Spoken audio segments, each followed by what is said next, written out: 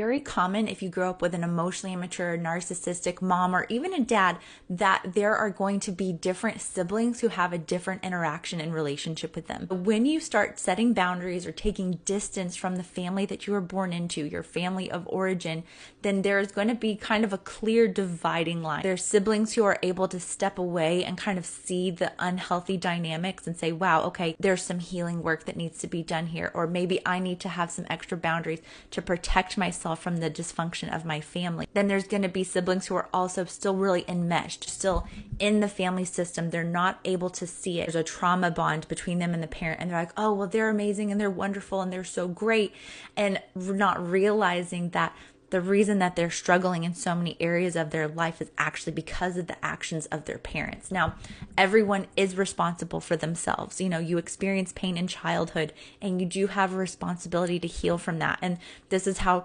narcissistic or emotionally immature people are formed, is they never healed that trauma. They never dealt with what's actually going on inside of me.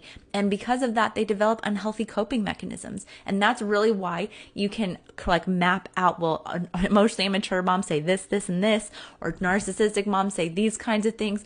It's because it's that same shared response to pain. They're like, oh, well, if I say this or if I do things like this, then I'll be safe. And so everyone has those same kind of mechanisms, which is really interesting. So if you have siblings who are not able to see the dysfunction of your parents, then naturally you're not going to be able to be super close to them, because they're going to be defending and, oh, well, I have some siblings who can see pretty clearly, okay, yes, this is dysfunctional.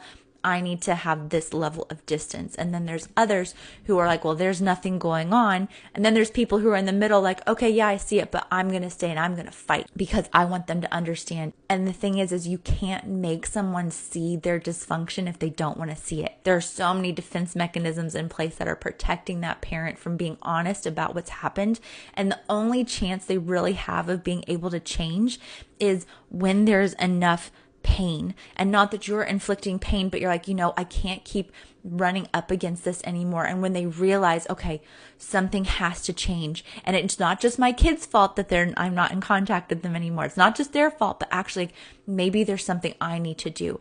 That is the only chance these parents have of actually changing and growing and doing something different, and even having a chance at repairing the relationship, if their kid even wants that in the first place. This is such a complex and nuanced topic, but the short answer is, if you have a sibling who's emotionally enmeshed, you're going to have some distance. You're going to have some boundaries with them, because they're choosing to be in that situation. And I experienced this recently where I realized, wow, I need to limit certain things with my own siblings, because I can't keep taking on or playing the same emotional role that I used to when I was connected to the family. So if you're needing help with this, you need help navigating boundaries and how to do all this, get access to the Toxic Mom Recovery Guide. It's linked to my profile, or book a couple of sessions with me. I'd love to help you come up with a plan and start getting the emotional distance that's right for you, so that you can interact with your family from a healthy place.